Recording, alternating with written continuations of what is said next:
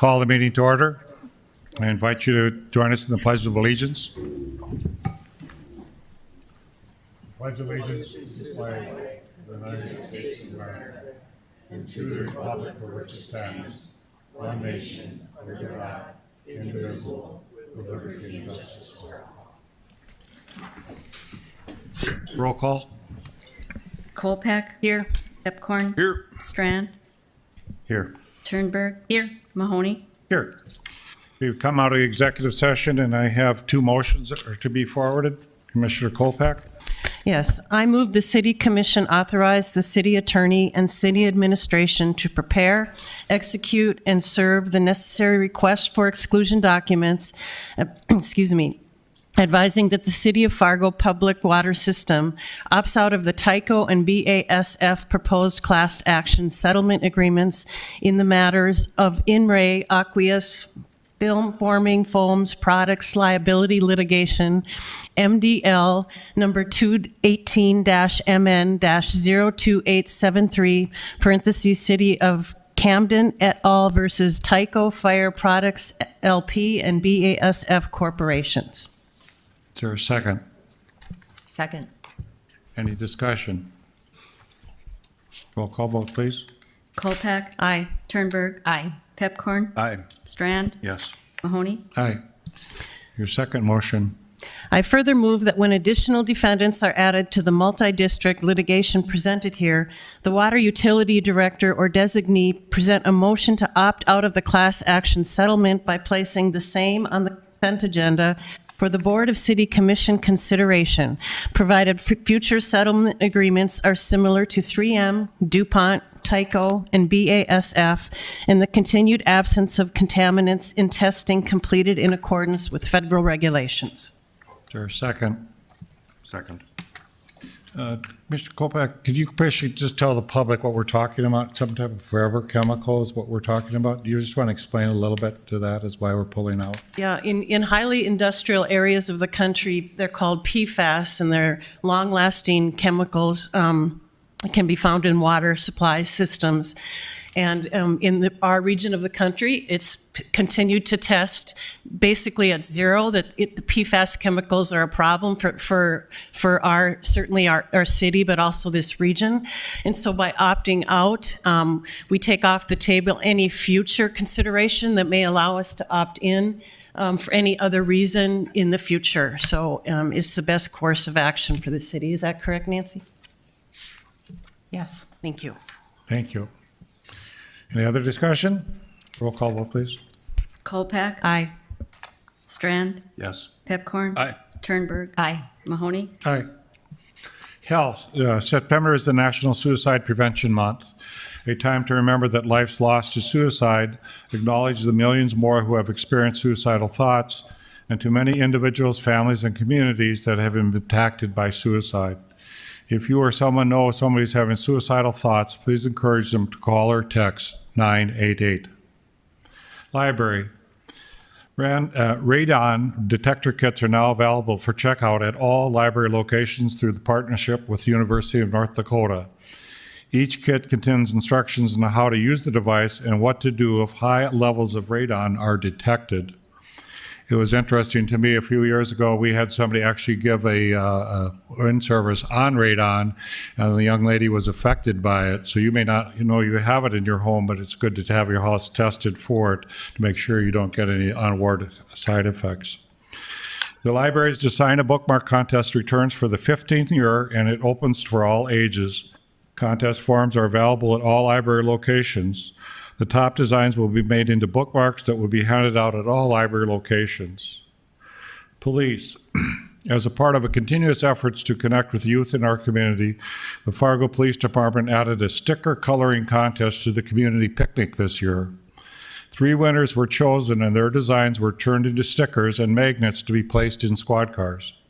The 3 winners even had a chance to tour the police department headquarters. We have a short video showcasing the contest and the winners. Please enjoy.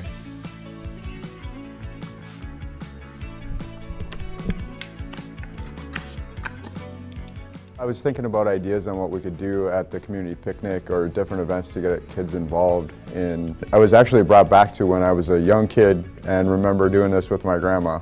The idea just kind of came to me as it'd be really neat to be able to have kids in the community have that kind of an experience and experience that with law enforcement. The talent of the kids is really kind of neat. As you can see in some of the videos that we've taken with a couple of them that were able to do the design, they have different approaches to everything, right? Like, I just saw colors and I wanted to color, or this has been in my mind for a while. Well, like, I only did it for my sister at first because she didn't want to do it alone, but then like I kind of got into it. I kind of thought the regular old stickers were kind of boring because they were just black and plain. So like, and North Dakota is like a farming state, so I just did like a rainbow kind of color. I don't know, to me it's like natural in a way. I drew a really good one. My mom just showed it to me and then I said sure, because it's fun. I was so proud. My family members were proud. Like, my mom called my dad in office and he was proud. Like, everybody was proud around me, and I was like, I had this inspiration. I had an idea where I wanted these stickers to go, and we were just going to hand them out at different events. And people have talked about, can we wrap a squad? Is this going to be a magnet? Can we do different things with it? Those weren't our ideas. Those were ideas from the citizens and the people that live in this community. It was like a really good experience. Like, it was really fun because I got my stickers on like cop cars, and I got to meet like police officers, and now I'm getting interviewed. I was not expecting it. I was just doing it for fun. I was not entering it. I was like, when she said, do you want to enter it? I'm like, sure, I guess. I'll just take a chance and see. And I'm like, oh my God, I won?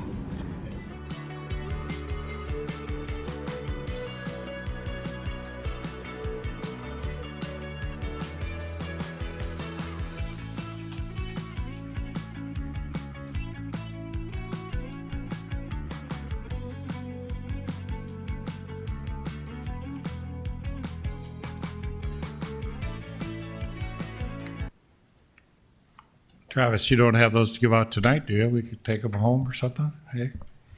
Is there a motion to approve the order of agenda? I so move. Is there a second? Second. Any discussion? All those in favor say aye. Aye. Motion carried.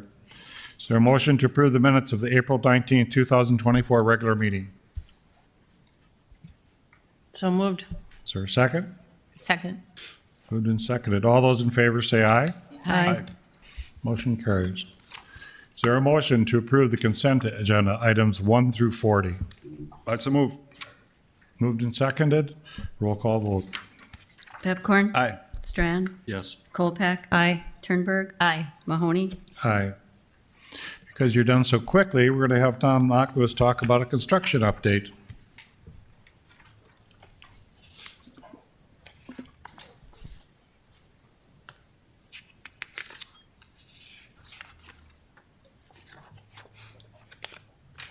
Good evening. Here to provide the monthly construction update for the engineering CIP. First things first, safety incidents. There have been no project-related injuries or accidents that we've been made aware of on any of our City of Fargo projects.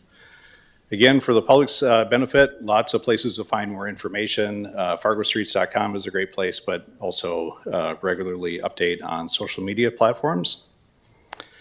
Our list of completed projects is growing. The big one is the top one on the list there, 52nd Avenue. And I won't go through all of these, but again, this list continues to grow with the number of completed projects. Again, just to highlight 52nd Avenue, this was a closure that was certainly impacting Southwest Fargo for nearly a year. Excited to say it's open to traffic, but do want to warn people that there will be some intermittent closures along here to finish off some punch list items and things like that. You can kind of see that full corridor. Another new development project, Alexander Drive. So this is kind of down by the 52nd Avenue Aldi. recently completed.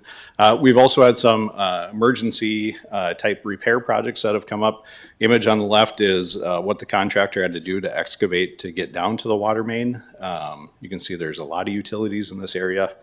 Of course, in the end, it all gets covered up and you wouldn't hardly know that anyone was there. Talk about some of our rehab and reconstruction projects. First off, 7th Street North. A number of the phases are complete. Contractor is currently working in phases 4A and 4B, which are the 2 blocks in orange on the slide. The underground is complete in those blocks, and they are currently starting on the paving operations.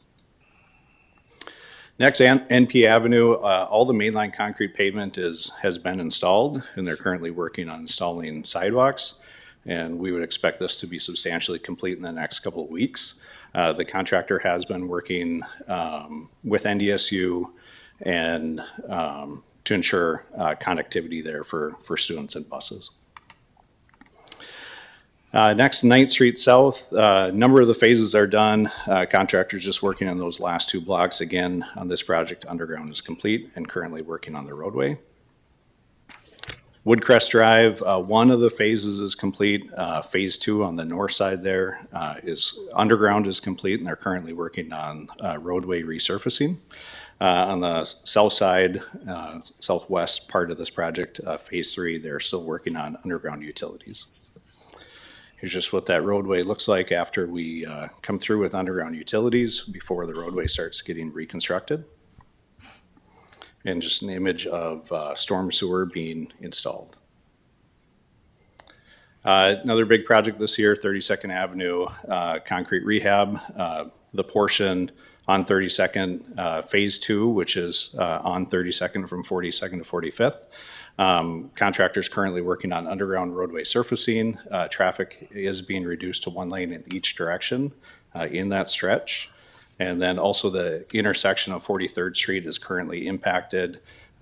We allowed for a 10-day closure on that intersection for the contractor to complete the work. We anticipate the portion on 32nd Avenue to continue until probably about mid-October.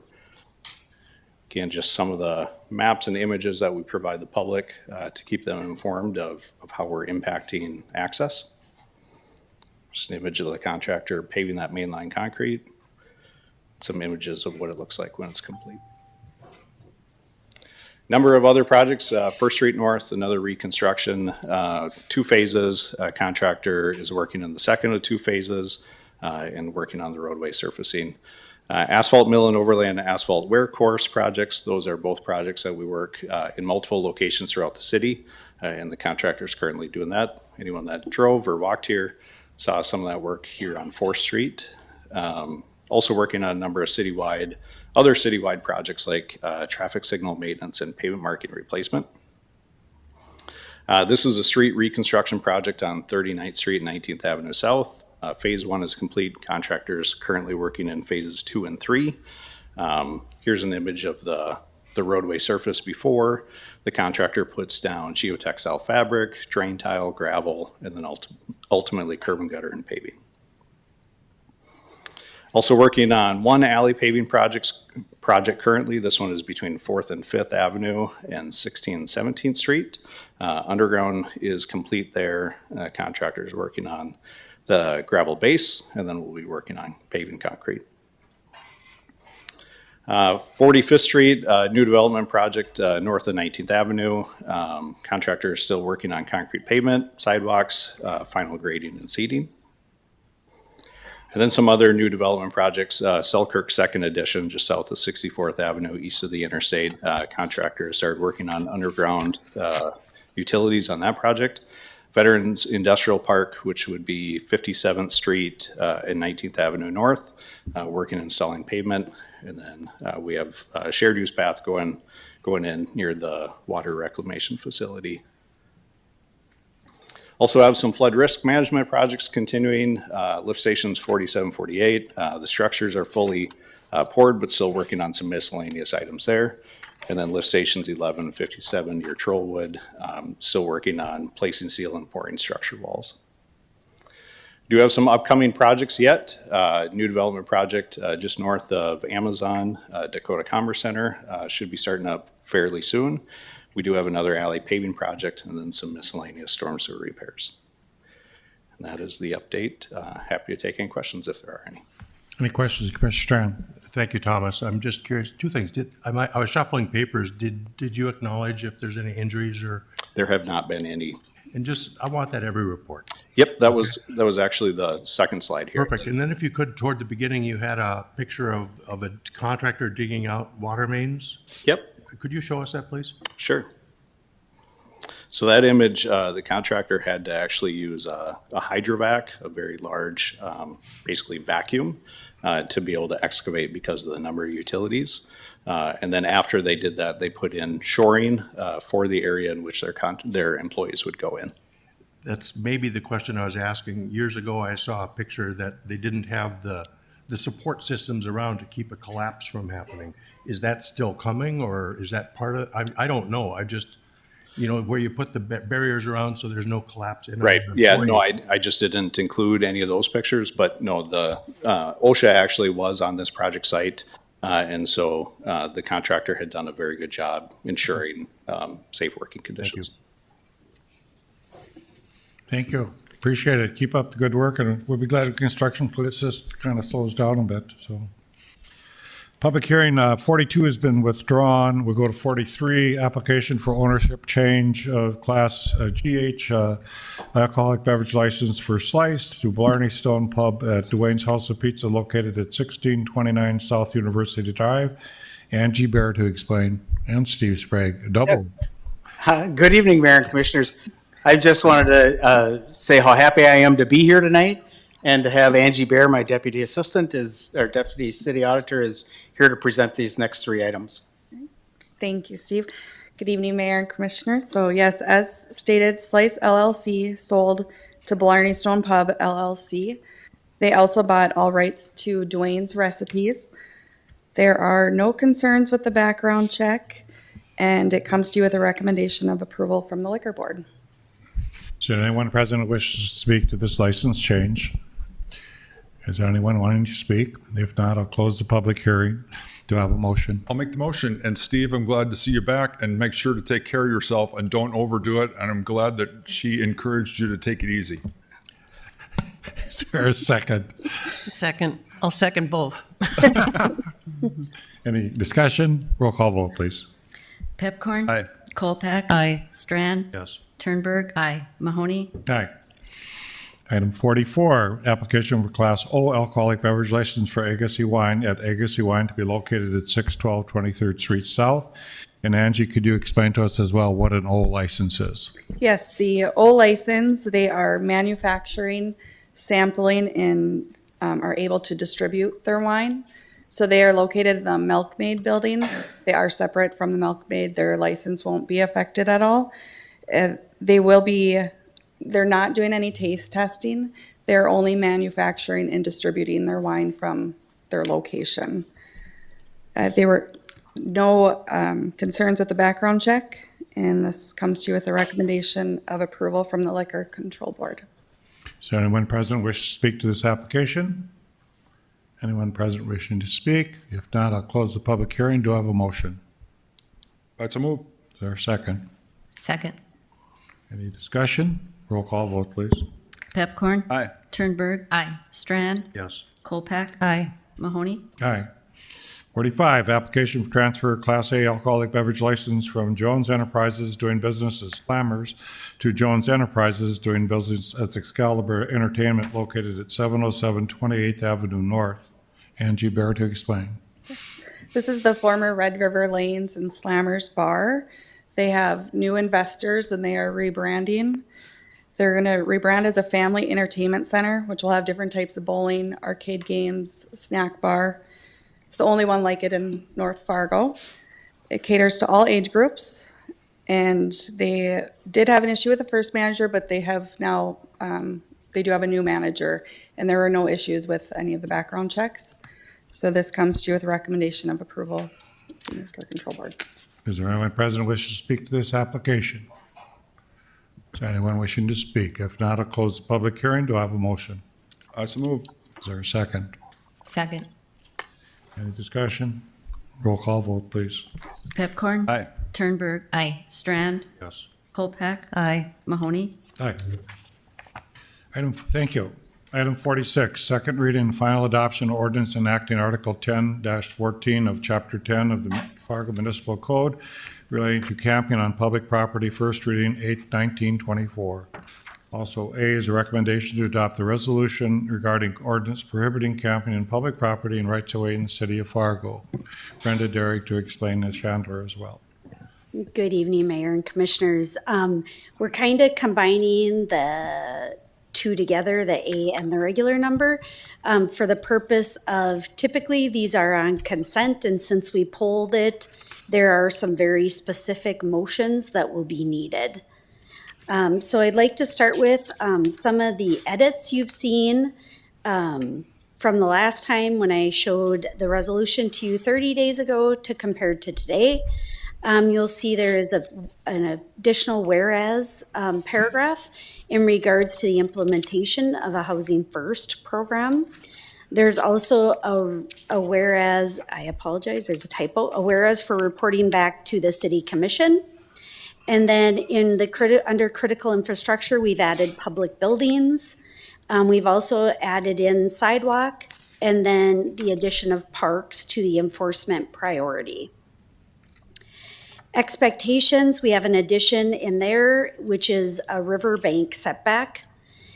And then also I do have a laydown. And so on Friday, the police chief and I had some conversations, and we are asking that the 5th bullet point be changed on the expectations. We have the resolution and expectations to be able to be fluid and nimble as we figure out what's working, what's not working. So we had worked through the ability to take out that exact distance and instead to add in to ensure consistent movement towards housing, that the people that are camping are engaging with the deck for services and staff. And so that's on the amended attachment A that you have in front of you. And so that is the only change that we've had from when it was sent up last week. So this is the map. The purpose of the map and the reason we assembled it was to show where those priority enforcement areas will be. And so they are going to be adjacent to the trail system and within that 100 feet of either the bridge or critical infrastructure. Now, if you look at the map, we aren't dictating what's private, what's public. What we're trying to just show is where we are going to start that enforcement area. So we did do online comments and we received 62 online comments. So we had 30 that had concerns in regards to the fees. You're going to see my numbers don't add up because a lot of the people that were concerned about the fee amount were also supportive of a Housing First program and affordable housing. So if they were supportive of both, I added them into those numbers. So the highest numbers on our comments were about the fee amount, along with making sure we work towards that Housing First program and look at affordable housing.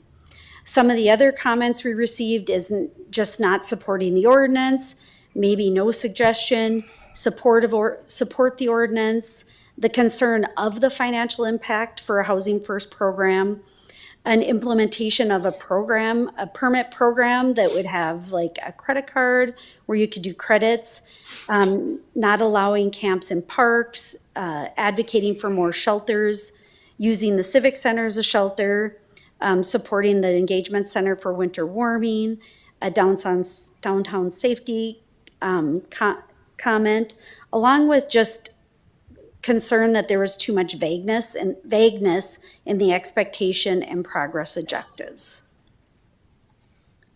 Some additional comments we received was to reduce the 48-hour notification to remove, that the camp would be removed in 48 hours to 24 hours.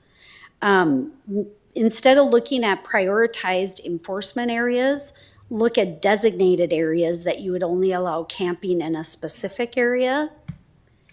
And then also a 90-day sunset clause, which would state that it would expire in 90 days unless the commission reaffirmed that they wanted to extend it. And so there would be an update in regards to status of enforcement, regulation, master lease program, and then also a relocation of the engagement center and a timeline. So I'm here to really connect how this camping ordinance and resolution connects to the implementation of Housing First and actually allows critical steps to occur to remedy the issue of homeless camps long-term. And so I have kind of a flow chart here of how this process really works. And so by taking an engagement approach, that allows trusting relationships to be built between our community members living outside, the outreach team, and other service providers, both in the deck and those that are community-based. Knowing the who, what, and where of people sleeping outside allows the outreach team to connect individuals with the proper resources, and it allows us to understand the unique barriers individuals may face in attaining housing. This engagement, connection, and diversion strategy helps us triage need and priority for the Housing First master leasing project because we don't necessarily have enough units to house everyone. And engagement and services throughout the winter will allow us to implement Housing First focused camp closures and prevent the return of camps in the spring, which will ultimately lead to a systematic reduction of homeless camps long term. So in regards to that, we have an ordinance and a resolution. We'll have two motions for the ordinance. So the first motion will be to waive the second reading at length, which means then we don't have to read the ordinance in entirety. And that will have to be a unanimous vote if you do not want the ordinance read in its entirety. And then the second motion would be to approve the passage of the ordinance. And then we also have the resolution suggested motion. So first we get public comment, then we go to the motions. Does that be fair? Sounds good. Okay. We have 5 speakers this time. I have Beth Olson.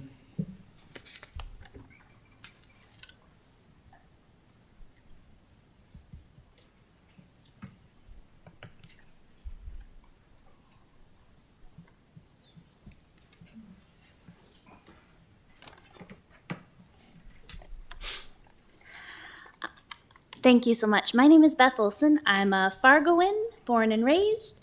I've spent the last 14 years working in homeless shelters and supportive housing here in our community. I run a Housing First program at Presentation Partners in Housing, and I also serve on the board of directors for the FM Coalition to End Homelessness. Homelessness has reached crisis levels nationwide, increasing more than 12% since just last year. We have record-breaking number of people living outside, both nationally and here. In response, cities across the country are implementing ordinances aimed at managing encampments. Homelessness is a complex problem with a remarkably straightforward solution: housing. At the FM Coalition to End Homelessness, we don't support any laws that criminalize homelessness. We believe the city's proposed ordinance and resolution have been misunderstood overall. They don't completely ban camping, they completely ban unsafe behaviors. They set reasonable expectations related to health and safety, protecting our unhoused neighbors' rights to survive outside until a better option is available. And most importantly, the resolution empowers the City of Fargo and Public Health's outreach teams to continue visiting camps daily. They provide life-saving supports to our unhoused neighbors with the goal of helping them end their homelessness permanently. We believe that public areas should feel safe to everyone, housed or unhoused. We believe that if you see something, say something, and so it's great that we're having this community dialogue. Dangerous behaviors cause safety issues and should absolutely be addressed. But our neighbors experiencing homelessness are not inherently causing a safety crisis, they are surviving a safety crisis. It's not safe to undergo dialysis while living in a tent by the river. It's not safe to carry everything you hold dear in a backpack, and it's certainly not safe to sleep in a business's doorway because that's the only structure preventing you from freezing to death. We absolutely need to respond to encampments, and the proposed ordinance and resolution are essential to that goal. Law and order have never ended encampments. The only proven solution to encampments is housing first. It's entirely realistic for Fargo to become the next community to end homelessness. If we don't act now, it's not a question of whether larger encampments will develop, but at what scale. Thank you so much. Thank you. Rocky Schneider.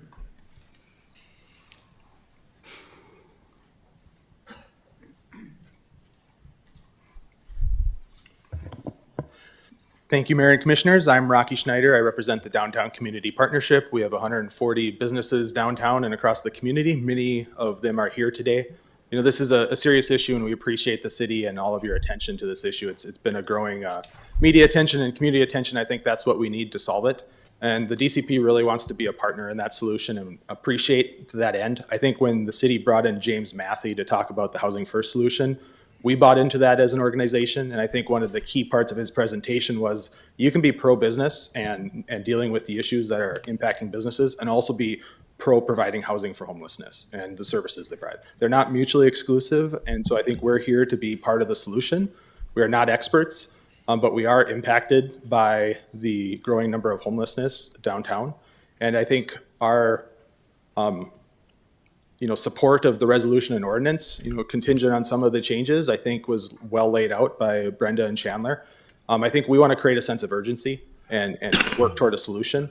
And so we're really worried about this becoming, this temporary first step becoming a long-term solution.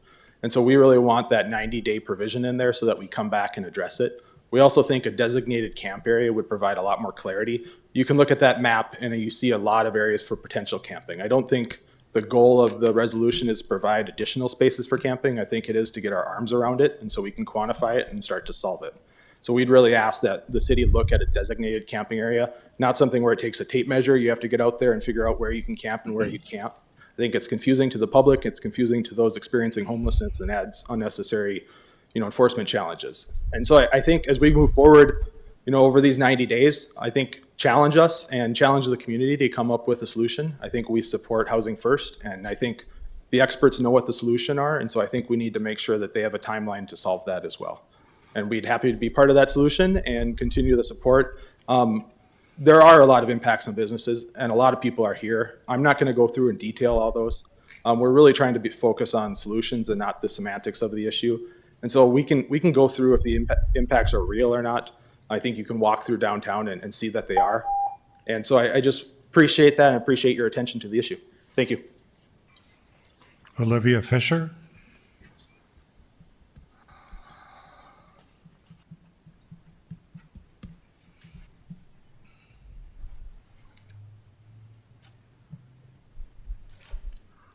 Hi, I'm Olivia, and I'm a Fargo resident, and I'm speaking on behalf of myself and other community members who have voiced their concerns about the treatment of our unhoused neighbors.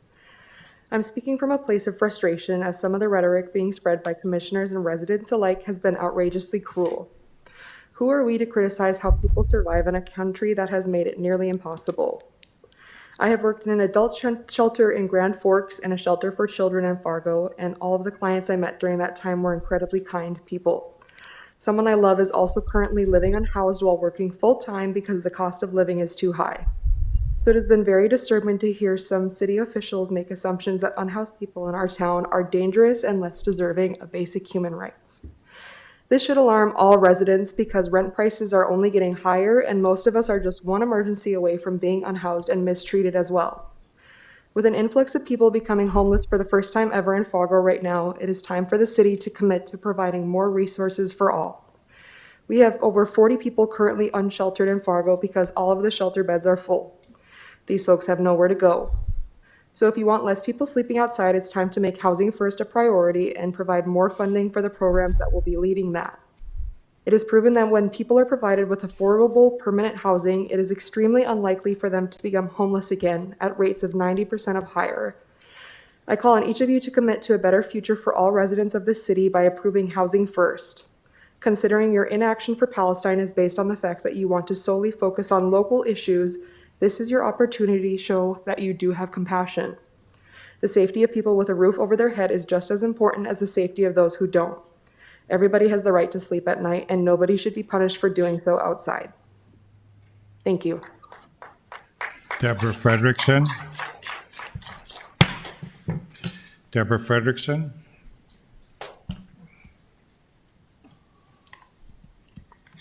Good evening, Commissioners. My name is Deb Frederickson, and I live in Fargo. I know downtown very well, and I'm often downtown up to 4 times a week. My husband and I navigate downtown without fear or problems. As far as the camps, I think the Fargo government should break up the scattered ones and consolidate them all in one central and safe location, which will be more efficient in allocation of necessary resources. Everything I have observed about Fargo government, both elected officials and staff, is that they will proceed with caution, foresight, empathy, with a focus on legality and good communication to all as they proceed. Instead of a monetary fine if homeless people should break camping laws, I hope there can be an alternative fine for homeless people, perhaps some type of work program such as picking up trash or something. People talk about the $1,000 fine, but that really is the absolute maximum. I hope we can continue engagement center funding. To do otherwise is penny wise and pound foolish. But the DEC really must be moved out of downtown. We have to be pragmatic about the huge financial commitment that the City of Fargo, its partners, and business owners have made. Speaking of downtown small businesses, they are the lifeblood of downtown. We must never forget that. We all speak of making downtown safer and more prosperous. We need government entities to do that. City Commission, City Attorney, Police, as well as DEC and DCP to make it happen. But who else can help? We all can. All of us. We can all shop, dine, and try to go to events downtown. Find a way to support downtown with your dollars and your presence at events and shops. And for those who are uncomfortable with homeless or others who may panhandle, do as I do. Simply politely say no. I soften that no by directing them to the Salvation Army or DEC. We all need to learn to start speaking to people again. Downtown Fargo is the metro area's crown jewel and has been nationally recognized.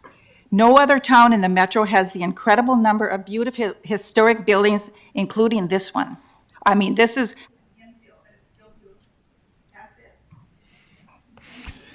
Senator Tim Mattern.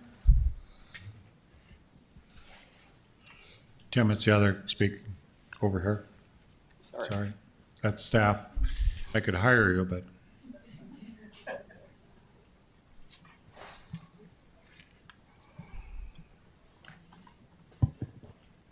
Thank you, Commissioners, Mayor. I appreciate the effort that you've put into this topic. I think you led us in the right direction when you took on the stance regarding housing first, and now all of the pieces that go with that are challenging. I'm Tim Mathern. I've been a social worker in this community for 50 years. I have worked in a number of agencies, now work at Prairie St. John's. I'm also a state senator, and I serve on the Government Services Committee, which now is dealing with the issue of homelessness. Your task is multifaceted, so I highlight a few issues that I think go beyond this room.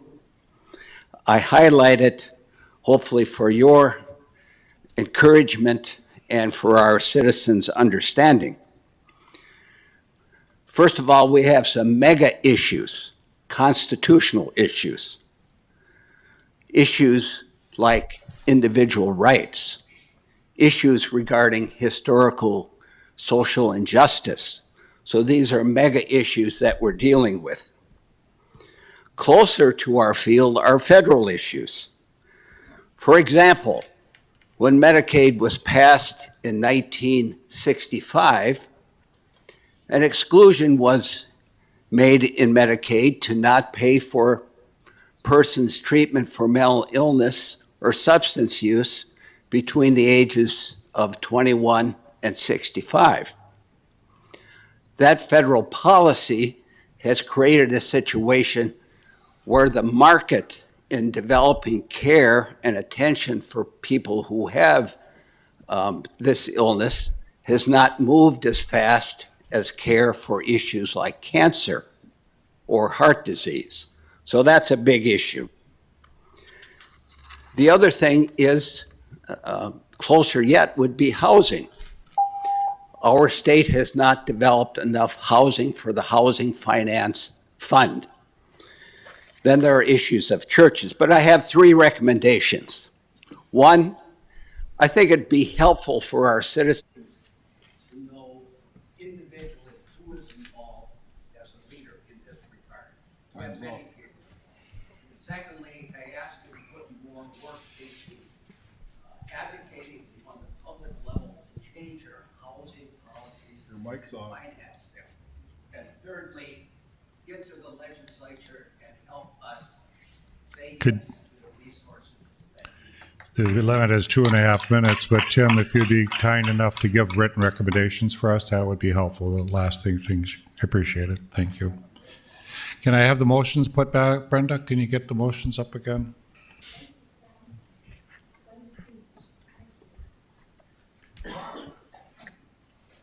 So the first one, if you don't want me to read the whole thing, is just to waive the second reading at length. So I need a motion that move to waive the second.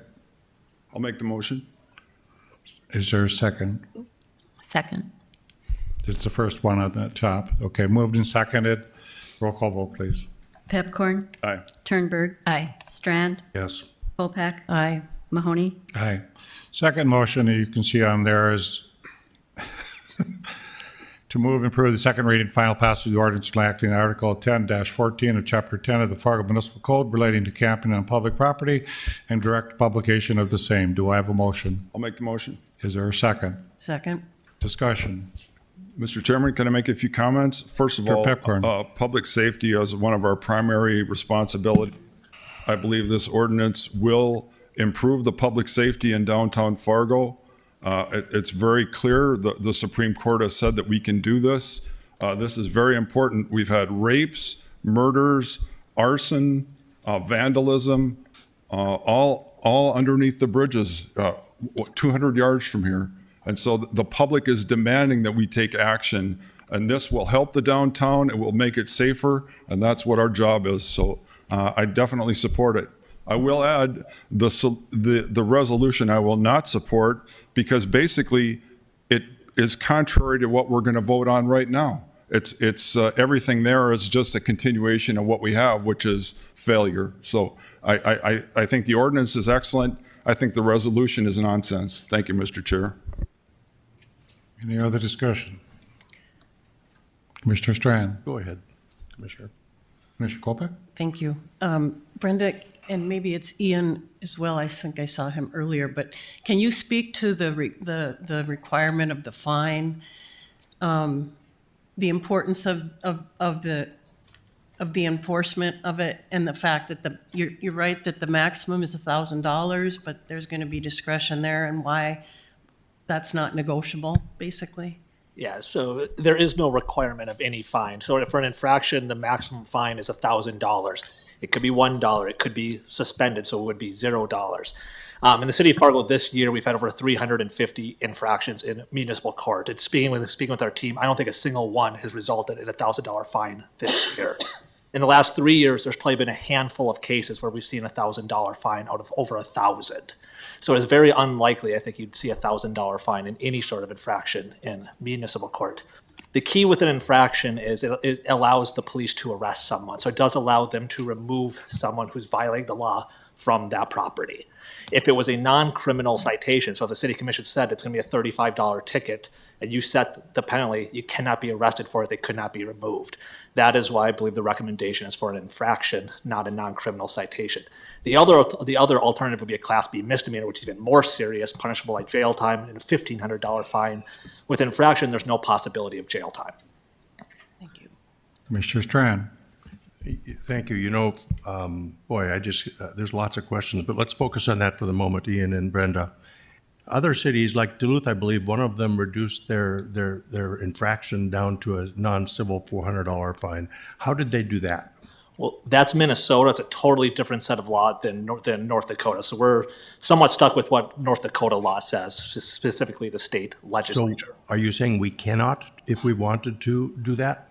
You could go to a non-criminal citation, yes, and you could set the penalty. But if you do so, it will no longer be a crime, and the police would not be able to remove the people who are violating the law.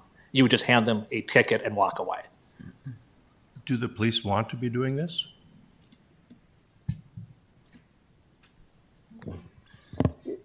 I mean, is this So, what I mean, do they? I don't there's lots I don't of think things I we mean, put let's on- okay. I don't know that anyone wants to be doing this. I think we are working very hard. The outreach was out. You were with outreach last week. We are outreaching to everyone and talking to them about what this looks like and trying to work with them. I think in this, we have the ordinance and we have the resolution. And as part of the resolution, the whole point is that harm reduction, the engagement center engages. And we try and work through that engagement. And if that is not successful, that's when we would be looking at doing a removal of the camp. But the whole point is to try and be successful in our engagement. I need to preface what I'm asking with a statement of support to begin with. You know, so it doesn't come across because I have some nuanced, detailed questions about aspects of this. Doesn't mean I don't support exactly what you're doing and what we're trying to do. And this is my portfolio, and I'm very close to the people shaping this, and I honor their best advice significantly.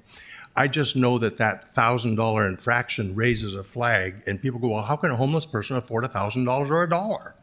And I just want my head, only my head, is I want to know, are there other ways to get there? The result is what we want. And if we can do it non-criminally and not put on our law enforcement, which are already strapped, we don't have enough cops, and they're putting them into social work, project work aspects that they're not, maybe their skill set, that they're cops. So that's what I want to know, first of all. Is there another way to get there without the $1,000 infraction? And then I'll go further as others also have questions, I'm sure. So I think Yes, I mean, the answer to your question is you would go with a non-criminal citation. But with that, as I've already said, the police would not have the ability to remove the people from the property. So you're taking that away from the police. Now, that's up to the city commission, how they want to go about it. If it's a non-criminal citation, you would set the penalty for whatever the city commission deems appropriate. They need this tool to enforce it, Commissioner Strand, and the $1,000 could go up to that, but the practice is not to do that. And they could charge $1, they could charge nothing. So the intent is truly you have the tool in which you can remove the camp, but you don't have that if you don't have this. So it's an ordinance in North Dakota law we have to have. Could that be done, might I continue? Continue. Could that be done in the resolution versus, which is more dynamic and nimble and flexible? Could we move that enforcement, even if we left it as it is right now, and put it in the resolution and then see how it works? I just, is that possible? No, but I think the answer is no. The answer to that is no, that if there is a penalty, it must be included in the ordinance, and then that is published for the public to be aware that there is a penalty associated with the ordinance. I just have this image in my mind of Duluth police arresting a homeless person. And it reminds me of Selma, and it reminds me of DAPL, and it reminds me of circumstances that are just so untenable. And yet we know this whole situation's untenable. And I can't imagine how untenable it is for the persons who are in those circumstances versus those of us who are just aware they exist.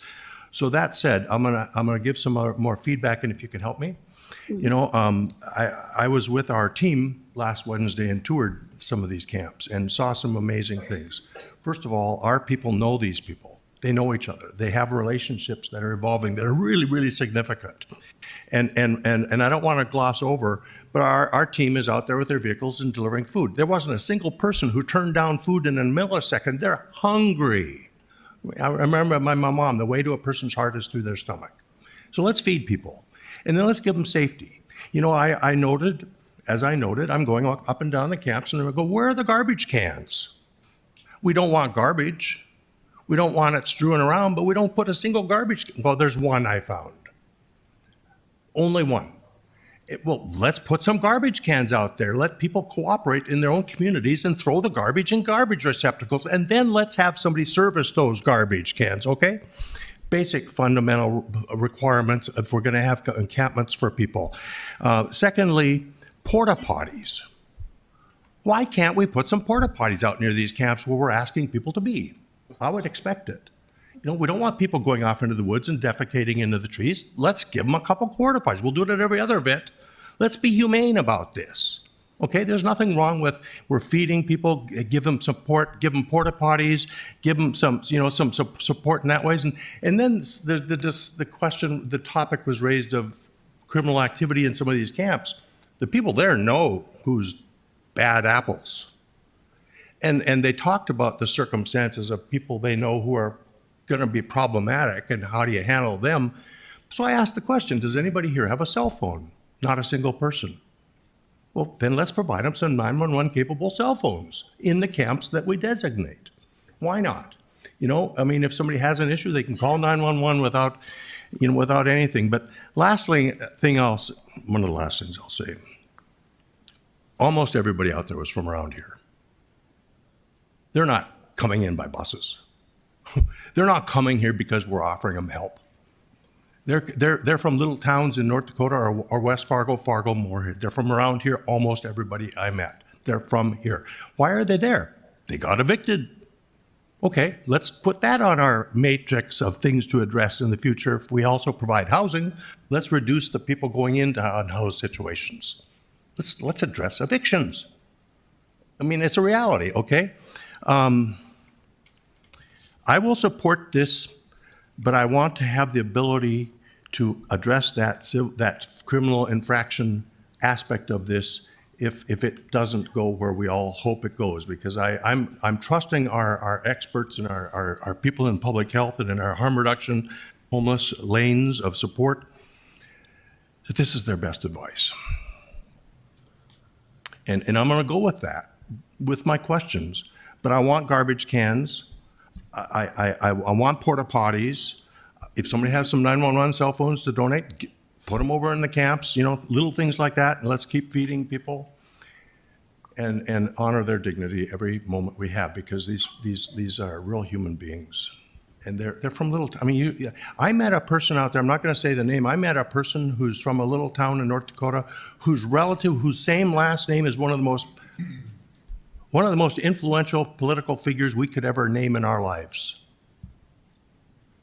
And this person doesn't know that there's a family member under a bridge in Fargo.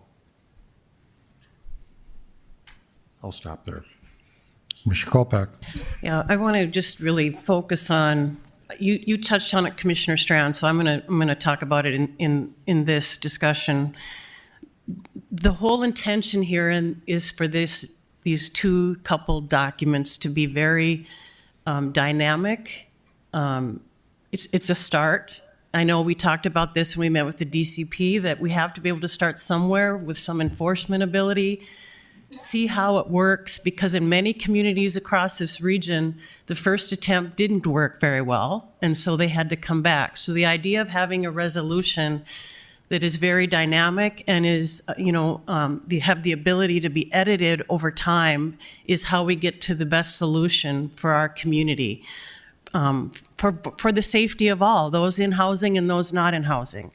And so I had this conversation with Assistant Administrator Brenda this morning, I would like to see more regular reporting on the results and the outcomes of this work.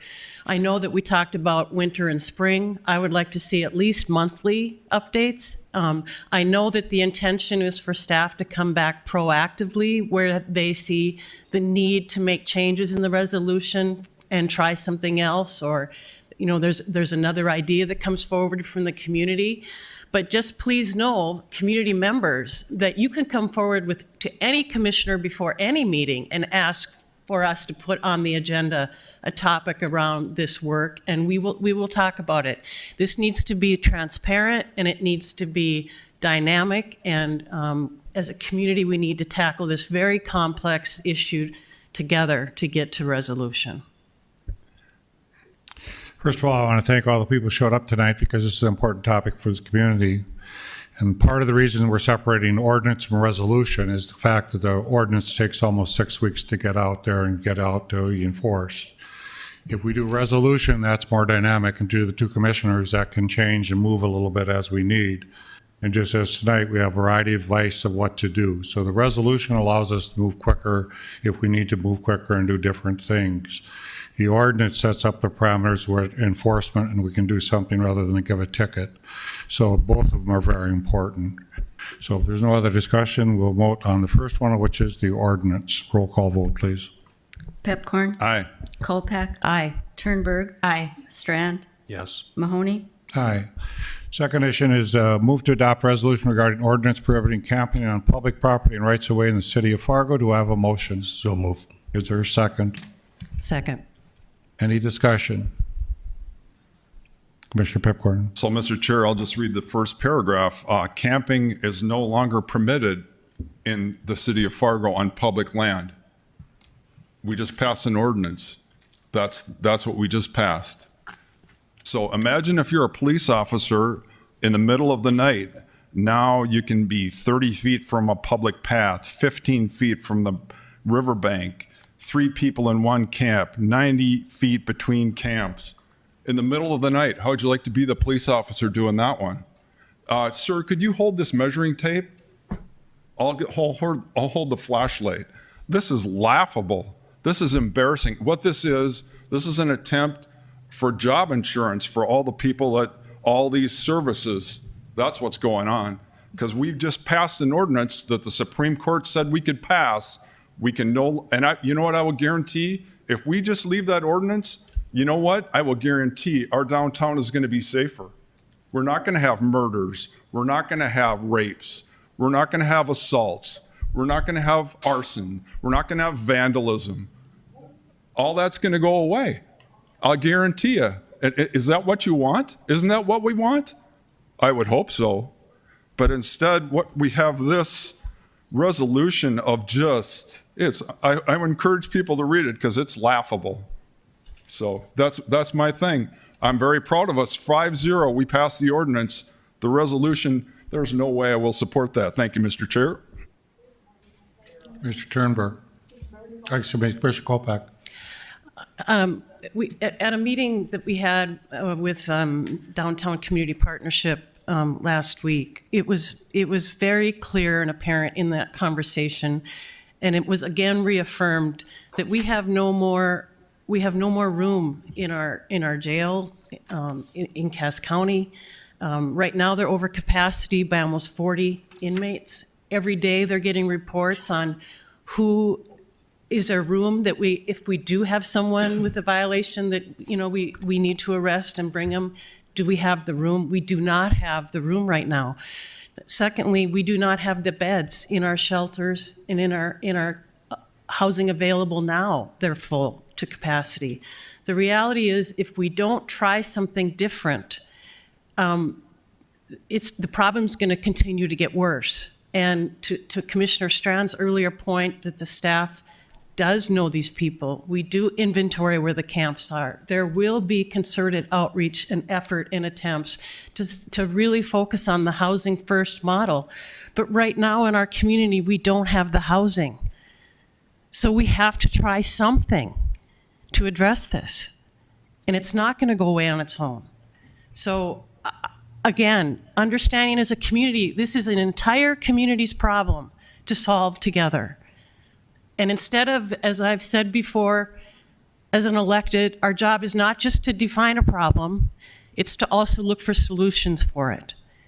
And I think this first step, understanding it's going to evolve and change over time, is the start. And that means input from the business community, that means continued input from the experts, that means input from the citizens, and that means really input, hopefully that is ongoing, and it's going to take some time.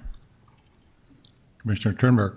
I agree with you, Commissioner Kolpak, that it is a very complex issue, and where do we start? I also agree with you, Commissioner Pepcorn, that this resolution, to me, seems confusing and muddies the water. So we're saying you can't camp, camping is not allowed, but then it says keep camps 30 feet from public paths. I mean, it's so confusing. It's a deep, heavy-rooted problem that's going to take a lot of work. People think that we somehow are heartless by trying to pass an ordinance and resolution, which is not the case whatsoever. We've all met with members of the DEC. We've been on tours. We've met with business owners. We've met with community members, and there are different opinions, a lot of different opinions on how this should be tackled, but we have to take the first step. So I agree that it's a big problem, but I don't agree with the resolution. Mr. Strand. Thank you, Mayor. I'm reminded many years ago of a friendship I developed with a very, very prominent leader who was very conservative, even though you all know I'm on the liberal spectrum when social issues surface. Fiscally, I'm over there. And I remember him saying, Johnny, you don't understand. My grandma taught me that when you are at your lake home and you set out food for the squirrels, you know what you're going to get? You're going to get more squirrels. I said, well, my mom taught me that if I was in a place of abundance in my life and I lived next to other people who were not in a place of abundance, you share of your abundance generously and unconditionally with those who don't have. So I'll say this. Yeah, there's people out there that test us and challenge us, and their existence is maybe beyond our fathom when we're not there or have never been there. This is not a measure of them, folks. This is a measure of us. This is a measure of our people and our humanity and our heart. And how are we as a community going to do our level best to rise to the highest level we can to take care of those who are struggling and in need, who are members of our extended family and community? We're all ours. They're ours. So let's see how we do. Let's do our best and watch out for each other and know that there's many facets to this diamond or gem. But it takes all of us. And I can't wait, and I look forward to down the road telling the story of Fargo, how we did it the best we could. Subject has been studied for almost 4 or 5 months now. Brenda Daring's done an excellent job working with the team. Our engagement center has over 16,000 visits in the last 6 months. It almost rivals the amount of firefighter calls that we get in a year. This is a serious problem for our community, and I'm glad a lot of people showed up tonight because you can help us get to a solution. Because if we don't have it right, you'll help us get it right. And this has been tried and failed across the country. Everybody's trying to deal with this problem. What do we do with people that are homeless? What do you do in your community? How do you manage them? We want the downtown to be successful. We want our community to be successful. This, using all the experts we have, is the best advice that we have given as a commission. This is the advice we've been given, and we're trying to get it right. And we always try to get it right, but sometimes it's hard to get it right. The reason the resolution exists is we can modify as we get into it. If it doesn't work this way, Brenda will bring it back to us. We'll try something different. But please give us a chance to try it the first time, see what we do, and see how we go forward.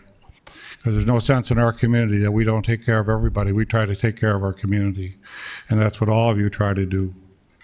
I think of the ice cream shop. I come downtown and have an ice cream cone. And the owner, if somebody's hungry or doesn't have water, they bring them a water bottle or they give them a granola bar. That's Fargo. That's Fargo, that we look out for each other. So let's give this a try, see how it works, modify it as we hate to know, but I'll strongly support this. Roll call vote. Strand, Yes. Kolpak, Aye. Pepcorn, No. Turnberg, No. Mahoney, Aye. Carbon updates of the arbors, please. Explanation by Commissioner Strand. I need to catch my breath here for a moment. Maybe we all do, but we have elements of concern in aspects of our community that come to our attention somewhat regularly, and there are what we might call hotspots. One of them is the arbors, and arbors is a substantial community of sometimes at-risk people and residents, and it's it's absentee ownership, and the circumstances that people are there. They've been bringing it to our attention repeatedly for several months, and especially to the Human Rights Commission, and with the evolution of constant escalating crime to the level of shootings and deaths, it's time that this comes before the City Commission. Many, many months ago, I asked for a report from administration and got a sense of calls for service and the circumstances they're facing. About a month or two ago, I was with some firemen, and I said, well, what are some of the things you see in Fargo? And the first thing they said was the arbors, firemen. They said, when you get through the door sometimes, get into the door, shoveling snow from the door, moving garbage from the door. Our firemen are experiencing this on calls for service. And so it's time. We had another really, really violent episode there recently. It's just too many. I don't have answers, but I want the community to know that we're paying attention to this, and I've asked administration to report to us what we're learning and what we're seeing and what our relationships are with that community and their management and so on, and we'll just go from there. And thank you, Michael, for responding to this request. Good evening, Mayor and Commissioners. I will offer a few slides in response to Commissioner Strand's agenda item request, and then turn it over to the Police Department. Captain Allfelt will provide a summary of some Police Department responses. So after hearing from Commissioner Strand, what we did was talk to all the departments about their current responses, both to the arbors in the past as well as the arbors presently. So I'm going to summarize briefly where those responses are occurring. These are the departments that have active responses, consistent responses in the arbors, and I'll talk at a higher level tonight about employee safety as well as Fargo Cass Public Health, and then we'll let PD summarize some of what they're doing for activity in the neighborhood. This is just a rolled up summary of fire department calls for service. This is looking back over a 1.5 year period, just over 300 phone calls from January of 2023 through July of 2024. You'll note that about a third of those calls for service are related to EMS. And then there's a number of alarm calls, both malicious and where the alarm system was activated, but no fire was detected when our crews got out to take a look at the premises. So there are a number of miscellaneous calls for service as well. Just want to acknowledge the Fire Marshal's Office and Chief Dirksen for providing this data. In terms of the Code Enforcement Task Force, all of our departments that sit on the Code Enforcement Task Force continue to think about and work on mitigation strategies so that we're reducing future calls for service. This is something where we look to proactive enforcement to try to achieve code compliance, because we feel that that is a call that will not have to be made later to a public safety agency if we're able to provide for mitigation today. I also want to highlight employee safety. This is a really important topic to us, and I appreciate Commissioner Strand raising this as an area of concern as well. Our Human Resources Department has a safety manager, and our safety manager in particular works very directly with Fargo Cass Public Health in trying to make sure that our home health providers are cared for and that they are trained on risk management and workplace violence training. In this case, the arbors does present concerns, but so too do other multifamily neighborhoods and other complexes throughout the community. But I would just note here that our staff is performing their work in pairs. We don't want to send our employees out there on their own, but we are training them to make sure that they stay safe in the field. And so this is a very key service that we provide. Also wanted to highlight the services of our planning department. Our planning department is really a facilitator. They're gathering information from our other agencies as well as state government. In particular, we work with a gentleman named Joel Mansky, who's our HUD field rep here in Fargo, as well as the multifamily office in Denver. And so while although the planning department has limited oversight on these particular properties, they do receive reports from other agencies, and they're really able to amalgamate that information, coordinate with those other agencies, and then make sure that we're evaluating different tools to try to protect the health and safety of the residents who live in the arbors. Inspections is also an area that has remained busy at this location in the past. There are no open cases right now. Interestingly, the last open case was closed just about a month ago in early August. No active cases today, but an ongoing response no doubt will be required. I will say that our staff has had regular communications as best as they can with the tenants as well as the property manager, Premier Management and Development. This is an out-of-area property manager, and so this does present some challenges for communication. And our inspection staff noted that that probably is one of our biggest challenges, just communicating so that we have the up-to-date information about who the site managers are. That's been a bit of a revolving door as people have been coming and going from the property. It's also been noted by the inspection staff, there's been a general decline in the property upkeep over the recent years. We're going to continue to watch this property very closely, and we continue to respond to complaints as they're received. There are also a number of departments that are not actively working at the arbors or have limited responses there. The finance department and our utilities. We have had previous examples of where the utilities have had to do invoices as well as code enforcement matters for snow removal. But there are no outstanding invoices right now. Our engineering department, strategic planning, research, and transit also do not have any active responses. I just want to also highlight solid waste. I did talk to Scott Olson today, our solid waste utility director. This is a case where the city of Fargo is not providing that sanitation service that's provided by a private hauler, Ken Sanitation. And so although we don't service the property, we do really rely again on complaints here to make sure that the private property owner is complying to the sanitation requirements under the solid waste requirements of the city of Fargo. And so we will take pictures, we will take a look at the property to make sure that things are kept up. Just today, a photo was sent to me by Scott and his team of some waste and debris that was outside of the dumpsters. So when we hear of those issues, we call Ken's, we call the property owner, and we try to make sure that those issues are addressed. And so I just want to provide those high-level points in summary, and then I will turn it over to Captain Allfeld. PD will talk about their calls for service as well. Thank you.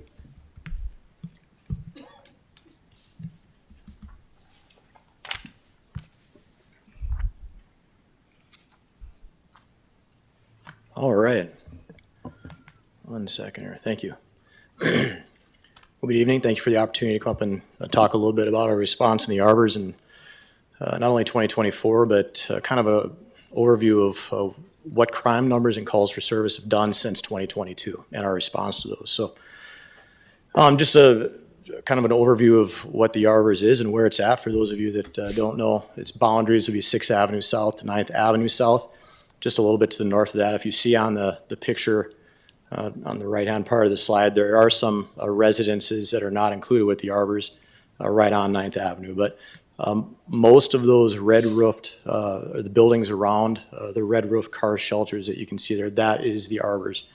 There's 8 apartment buildings, 4 parking lots, and 1 park with a playground in that location. So very, very large area for us to enforce, and a lot of people that live there. I failed to mention that the west and east boundaries are 23rd Street South and 21st Street South.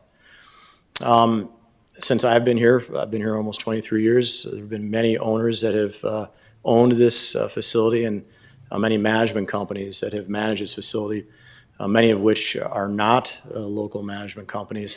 I think Premier, the one that has just moved in since June 1st of this year, is the closest that we've had for quite a long time, and they're out of the Twin Cities area. The one before that was out of Houston, Texas, if I remember correctly, and that does pose some issues from time. to time. So when we started looking at our crime numbers, and I'll show you at the end of our presentation what those numbers looked like between 22, 23, and 24. 2022, we had what I would say would be kind of a normal call for service load for the arbors that we'd seen throughout the years.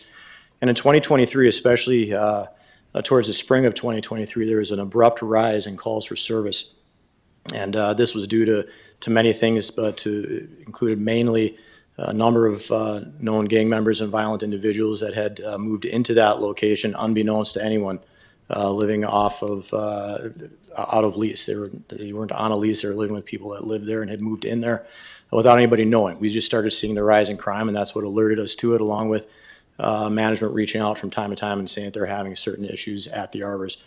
So what we did in May of 2023, just to see exactly who was there and what was going on, is we did a major operation with our street crimes unit, which included surveillance and then an enforcement operation, which resulted in 4 felony level arrests, 4 misdemeanor arrests, stolen vehicle recovered, fentanyl pills, meth, marijuana seized. And none of the individuals arrested lived at the arbors. They either were crashing at the arbors or coming into the arbors to create some type of, or to commit crimes, whether that's stealing drugs or committing other types of crimes. Work happened over the summer, not only extra patrol with our Neighborhood Services Patrol Division, but also street crimes, and we also partnered many times with our federal partners and task force officers that work at our agency to really nail down who exactly was committing crimes in there, causing the crime to go up, and try to effect arrests. We also used our community engagement team at that time to do outreach and work with the management company to try to figure out a way that we could work with them to identify areas within the arbors that maybe vacant apartments that were being lived in. There was a lot of that going on, and to help them start enforcing their own rules. Things had gotten to the point where they weren't able to enforce the rules that were on the lease. And that's really what was starting to happen, is they were losing control of the arbors because of the individuals that had moved in there at that time. So we worked throughout the summer on that. September 2023, we did another joint operation. This time we included our community engagement team and kind of worked hand in hand in enforcement along with engagement, not only with the individuals that live there, but again, working with management. When we really started to work with management, help them be able to enforce their own rules again, we started to see a major drop in calls for service there, and we'll see that towards the end of this slide, or the end of this presentation. And what we're going to see, or what we have seen over the last year, is that when there is a good working relationship between the management company and the police department, that's when we start to see calls for service drop and crime drop. So just a little idea of some of the responses that we've had leading up to this point. In March, we did another plan enforcement in the arbors. Same community engagement team joined with street crimes with a similar approach and similar results. We presented the Police Accountability and Oversight Board what we had done up to that point, also in March around the same time, which was an effort for us to not only speak to everyone in the community to show them what we had been doing, but also to the residents of the arbors, some of who were in attendance, just to show them what we'd been doing as a police department and also working within the management of that company. And so what I wanted to point out in looking at this pie graph, this goes from July 31st of 2023 to March 25th of 24, so just about a week ago. During that time frame, there were 3,091 calls for service. 276 of them, about 8%, were proactive activity by the police department. That might seem like a small number out of 3,091, but that's only officers calling out that they're going to do community-oriented policing or some type of directed patrol. What I'm going to show you is that there actually were more than likely much more proactive policing responses by our department through that time frame. But this shows that 8% of our calls for service were officers stopping out and saying, I'm going to go take a walk through the arbors, I'm going to go talk to management, I'm going to do some type of proactive activity within the arbors. One thing I want to point out that we'll also see make a major, I think, difference in what we're doing here is just in June of 2024, new management company came in, new discussions between our community engagement team and that company happened, and we were able to work out something with trespassing. The people who aren't allowed to be there a list of individuals that we know have been trespassed from that facility that management now has, and they're able to check to see if someone who is there should be trespassed or not. So you'll see how that works here towards the end. So these are our calls for service over that same time frame, and I just picked the top 10. But in this, you'll see half of those would be considered proactive policing. So a suspicious individual or suspicious activity call, more than likely not called in. That's more than likely seen by officers on patrol where they're going to stop and go out and check on that. Not all the time, but I would say a majority of the time. Narcotics, especially in the arbors, this is a proactive policing call for service. What oftentimes happens is officers will be out on another call for service, or they'll be doing a proactive policing, and they will actually run into individuals either dealing narcotics or using narcotics in the arbors. And so most of these narcotics calls for service and cases that you'll see are attributed to proactive policing. Public assist, another proactive policing where an officer might stop out because someone needs some type of help with something. And they're engaging that individual. Might not even be a crime that's being committed, or they might just be answering a question or helping them do something that they need help with. Warrants, those are proactive policing more often than not. These are officers who know individuals that are wanted, that have open warrants for their arrest, and will see them or actively look for them. And so not something that we're called to, something that we proactively will do. And then we have our directed patrol and our COPs, which is just going out to do proactive policing. So I wanted to give a little bit more of what that proactive policing looks like. In all reality, we can't measure exactly what it is. The only measurable ones would be directed patrol and COP, which is already 8%, much, much more when you look at the full picture. Here's cases in the arbors, top 10 cases. Drug equipment would mean an arrest or a case, meaning charges be sent to the state attorney's office, simple assault. All other offenses encompass many of our misdemeanor offenses. Disorderly conduct, resisting police officer, some of those offenses that are minor misdemeanors. Further agency means we might be assisting another agency either on a search warrant or some type of attempt to identify from another agency. Drugs and narcotics arrest, either a case for charges or arrests. Trespass makes it into the top 10.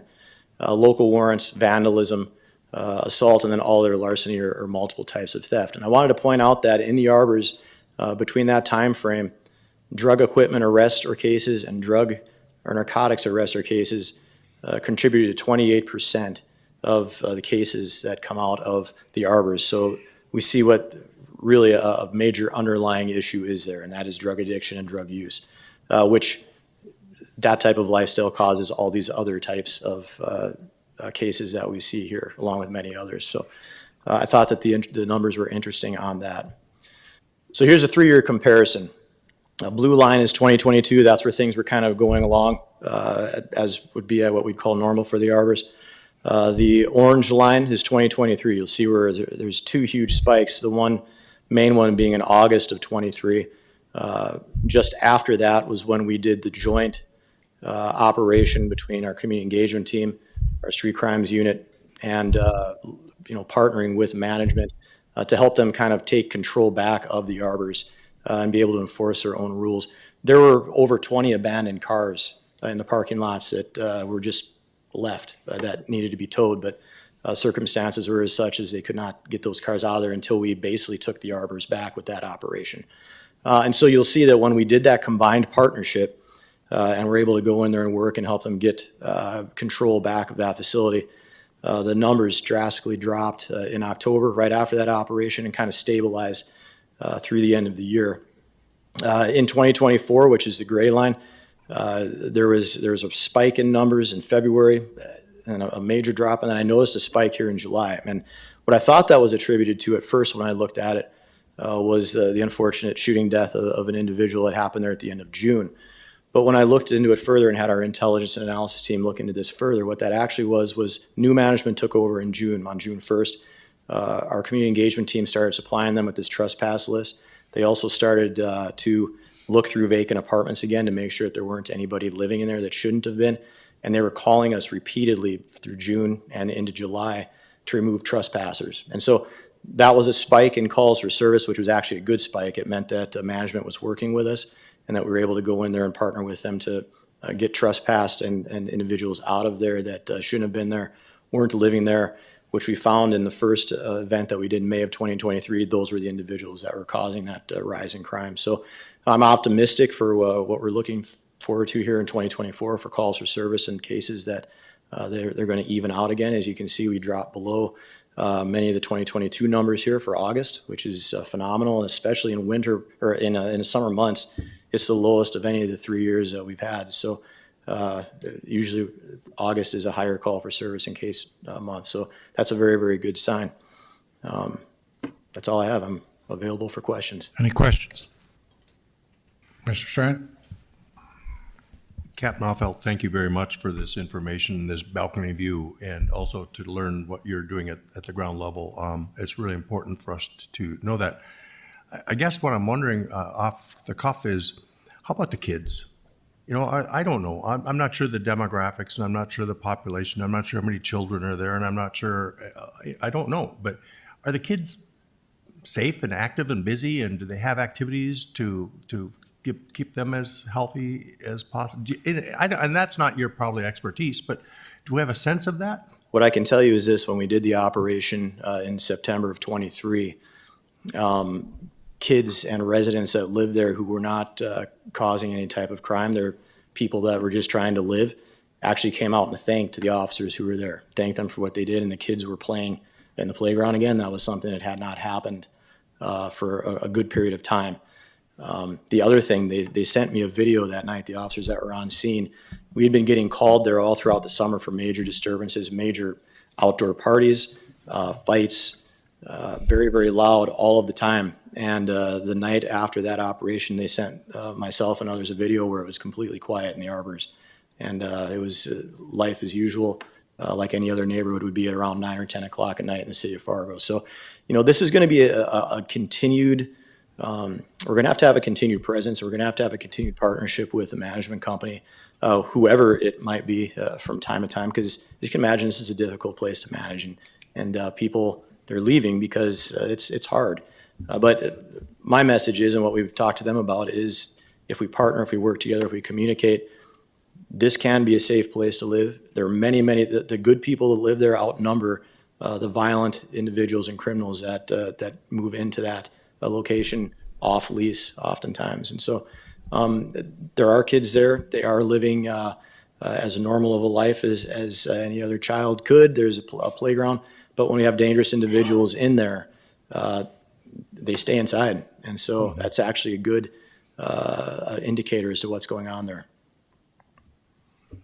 Thank you. Thank you for the report. Can we move on, John? We sure can. Definitely, thank you. And me. Item 48, you have a recommendation of appointing to the Housing and Redevelopment Authority. Do I have a motion? So moved. Is there a second? Second. Any discussion? Roll call vote, please. Strand. Yes. Colpack. Aye. Pepcorn. Aye. Turnberg. Aye. Mahoney. Aye. You have 49 applications for property tax exemptions and improvements made to buildings. Do I have a motion? So moved. Is there a second? Second. Any discussion? Roll call vote, please. Colpack. Aye. Pepcorn. Aye. Turnberg. Aye. Strand. Yes. Mahoney. Aye. Liaison Commissioner assignment updates. Commissioner Strand. No report, Mr. Mayor. Commissioner Kolpak. No report. Commissioner Turnberg. No report. Commissioner Pepcorn. No update. Well, okay, we go to public comments, resident comments. We have two people that are signed up tonight. I have a Mark Bosserman.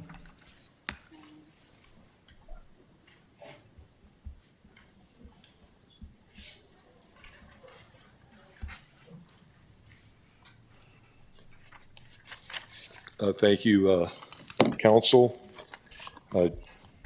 Listened to everything that went on today. A suggestion that you, 54 years ago, Inspector Callahan told the city council of San Francisco and the mayor what was going to happen when the laws weren't enforced.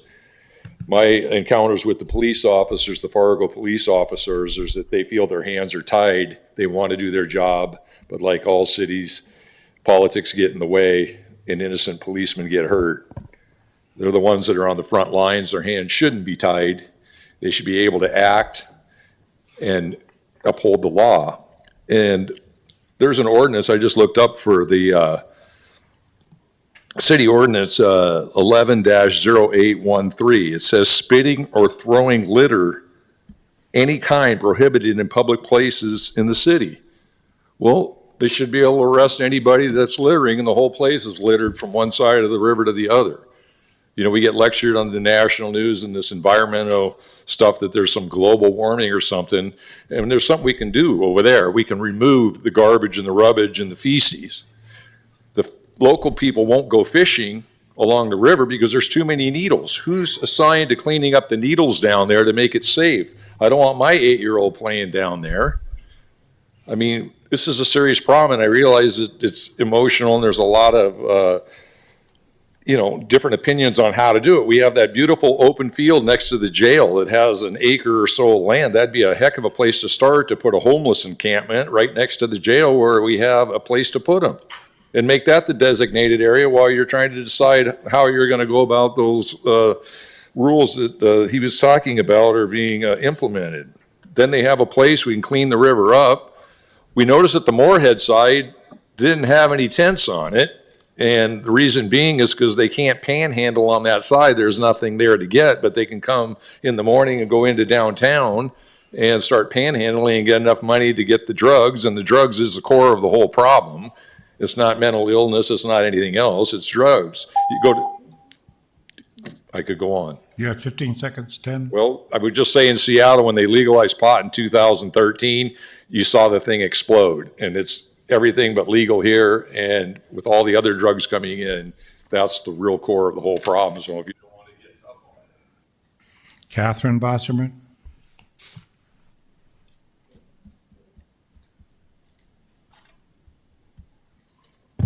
Hello, thank you. The last time I addressed you, I talked about running on the bike path. I have since started biking, and so now I'm covering a lot more mileage, if you will.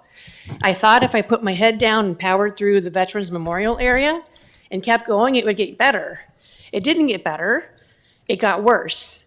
There were people congregating on and around the bike path so that I almost ran over a homeless person. I wouldn't have obviously done that intentionally, to get out of the way. So I was very uncomfortable, scared, turned around, went home and told my husband, I am not riding my bike in Fargo at all.